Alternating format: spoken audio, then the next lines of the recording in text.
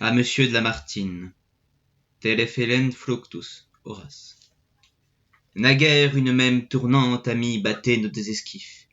Une même vague écumante nous jetait au même récif. Les mêmes haines débordées, gonflées sous nos nefs inondées, leurs flots toujours multipliés. Et, comme un océan qui roule, toutes les têtes de la foule hurlaient à la fois sous nos pieds. Qu'allais-je faire en cet orage, moi qui m'échappais du berceau, moi qui vivais d'un peu d'ombrage et d'un peu d'air comme l'oiseau? À cette mer qui le repousse, pourquoi livrer mon nid de mousse où le jour n'osait pénétrer? Pourquoi donner à la rafale ma belle robe nuptiale comme une voile déchirée?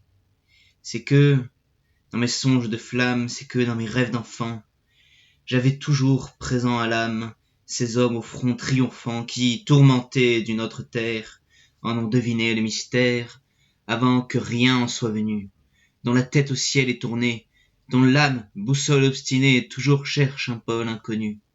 Ces gamins, en qui rien n'efface leur indomptable ambition, savent qu'on n'a vu qu'une face de l'immense création.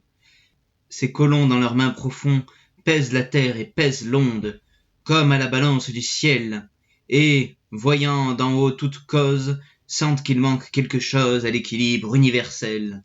Ce contrepoids qui se dérobe, ils le chercheront, ils iront, ils rendront sa ceinture au globe, à l'univers son double front. Ils partent, on plaint leur folie, l'onde les emporte, on oublie le voyage et le voyageur. Tout à coup, de la mer profonde, ils ressortent avec tout le monde, comme avec sa perle un plongeur. Voilà quelle était ma pensée quand, sur le flot sombre et grossi, je risquais ma nef insensée. Moi, je cherchais un monde aussi. Mais à peine, loin du rivage, j'ai vu l'océan sauvage commencer dans un tourbillon, cette lutte qui me déchire entre les voiles du navire et les ailes de l'aquilon. C'est alors, quand l'orage sombre, j'entrevis ton mât glorieux, qui, bien avant le mien, dans l'ombre, fatiguait l'autan furieux. Alors la tempête était haute, nous combattîmes côte à côte, tous deux, moi barque, toi vaisseau, comme le frère auprès du frère, comme le nid auprès de l'air, comme auprès du lit le berceau. L'autan criait dans nos antennes, le flot lavait nos ponts mouvants, nos banderoles incertaines frissonnaient au souffle du vent. Nous voyions les vagues humides, comme des cavales numides, se dresser, hennir, écumer. L'éclair rougissant chaque lame mettait des crinières de flammes à tous ces coursiers de la mer. Nous, échevelés dans la brume, chantant plus haut que l'ouragan, nous admirions la vaste écume et la beauté de l'océan, tandis que la foudre sublime, plantée tout en feu sur l'abîme, nous chantions, hardis matelots, la laissant passer sur nos têtes, et comme l'oiseau des tempêtes trempait ses ailes dans un flot. Échangeant nos signaux fidèles, et nous saluant de la voix pareille à deux sœurs hirondelles, nous voulions tous deux à la fois doubler le même promontoire, remporter la même victoire, dépasser le siècle en courroux. Nous tentions le même voyage, nous voyions surgir dans l'orage le même Adamator jaloux. Bientôt la nuit, toujours croissante, où quelque vent qui t'emportait m'a dérobé ta nef puissante, dont l'ombre auprès de moi flottait. Seul je suis resté sous la nue. Depuis l'orage continue, le temps est noir, le vent est mauvais. L'ombre m'enveloppe et m'isole, et si je n'avais ma boussole, je ne saurais pas où je vais. Dans cette tourmente fatale, j'ai passé les nuits et les jours, j'ai pleuré la terre natale, et mon enfance et mes amours. Si j'implorais le flot qui gronde, toutes les cavernes de l'onde se rouvraient jusqu'au fond des mers. Si j'invoquais le ciel, l'orage avec plus de bruit et plus de rage secouait sa gerbe d'éclairs. Longtemps, laissant le vent bruire, je t'ai cherché, criant ton nom. Voici qu'enfin je te vois luire à la cime de l'horizon.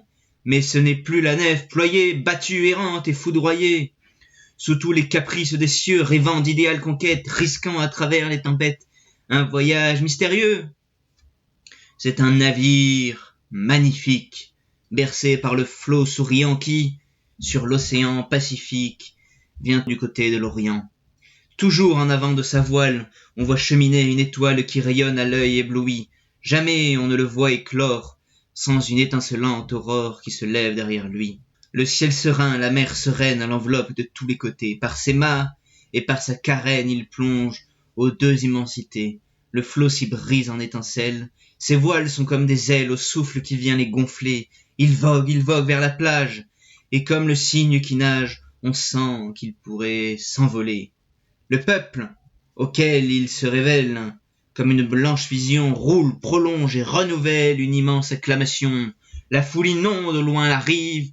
Oh, dit-elle, il vient, il arrive, et elle appelle avec ses pleurs, et le vent porte au beau navire, comme à Dieu l'encens et la myrrhe, et l'haleine de la terre en fleurs. Oh, rentre au port, esquif sublime, jette l'ancre au loin de ses frimas, vois cette couronne unanime que la foule attache à tes mâts, oublie et l'onde et l'aventure et le labeur de la mâture, et le souffle orageux du nord triomphe à l'abri des naufrages, et ris-toi de tous ces orages qui rongent les chaînes du port. Tu reviens de ton Amérique, ton monde est trouvé, sur les flots ce monde, à ton souffle lyrique, comme un œuf sublime est éclos.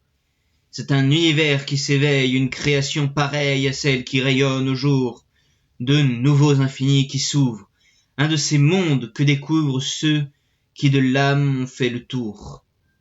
Tu peux dire, à qui doute encore, j'en viens, j'en ai cueilli ce fruit. Votre aurore n'est pas l'aurore, et votre nuit n'est pas la nuit, votre soleil ne vaut pas l'autre, le jour est plus beau que le vôtre. Dieu montre sa face en leur ciel, j'ai vu luire une croix d'étoiles clouée à leur nocturne voile, c'est comme un labaroum éternel. Tu dirais la verte savane, les hautes herbes des déserts et les bois dont Zéphyr vanne tous les graines dans les airs. Des grandes forêts inconnues, les caps où s'envolent les nus, comme l'encens des saints trépieds, les fruits de lait et d'ambroisie, et les mines de poésie dont tu jettes l'or à leurs pieds. Et puis encore, tu pourrais dire, sans épuiser ton univers, ces monts d'agate et de porphyre, ces fleuves qui noieraient leur mer, dans ce monde né de la veille, tu peindrais la beauté vermeille, terre vierge et féconde à tous, patrie où rien ne nous repousse, et ta voix magnifique et douce les ferait tomber à genoux. Désormais, à tous les voyages vers ce monde trouvé par toi, en foule, y courront au rivage, comme un peuple autour de son roi. 1000 acclamations sur l'onde suivront toujours ta voile blonde, brillante en mer comme un fanal, salueront le vent qui t'enlève, puis sommeilleront sur la grève jusqu'à ton retour triomphal. Ah, soit qu'au port ton vaisseau dorme, soit qu'il se livre sans effroi au baiser de la mer difforme qui hurle béante sous moi de ta sérénité sublime, regarde parfois dans l'abîme, avec des yeux de pleurs remplis, ce point noir dans ton ciel limpide, ce tourbillon sombre et rapide qui roule une voile en ses plis.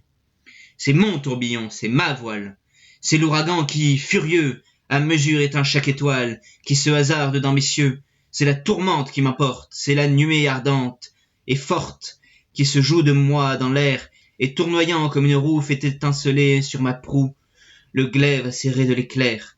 Alors, d'un cœur tendre et fidèle, ami, souviens-toi de l'ami, que toujours poursuit à coups d'aile le vent de ta voile endormie, songe que du sein de l'orage, il t'a vu surgir au rivage, dans un triomphe universel, et qu'alors il levait la tête, et qu'il oublie sa tempête pour chanter l'azur de ton ciel. Et si mon invisible monde toujours à l'horizon me fuit, si rien ne germe dans cette onde, que je laboure jour et nuit, si mon navire de mystère se brise à cette terre ingrate, et que cherchent mes yeux obstinés, pleure, ami, mon ombre jalouse. Colomb doit plaindre la Pérouse, tous deux étaient prédestinés. Juin 1830.